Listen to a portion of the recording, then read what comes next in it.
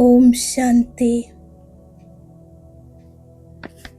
ബാബയുടെ സൂചനയാണ് മഹാനാകുന്നതിനായി മധുരതയും വിനയതയും ധാരണ ചെയ്യൂ.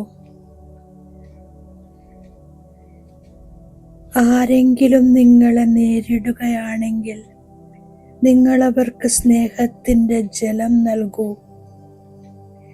നിങ്ങളുടെ മധുരതയുടെയും വിനയത്തിൻ്റെയും ഗുണങ്ങൾ നിങ്ങൾ ഉപേക്ഷിക്കരുത്.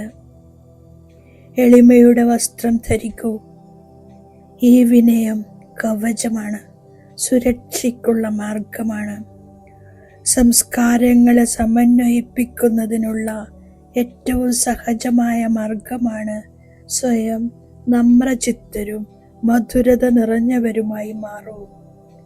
മറ്റുള്ളവർക്ക് ശ്രേഷ്ഠമായ ഇരിപ്പിടം നൽകൂ. ഓം ശാന്തി.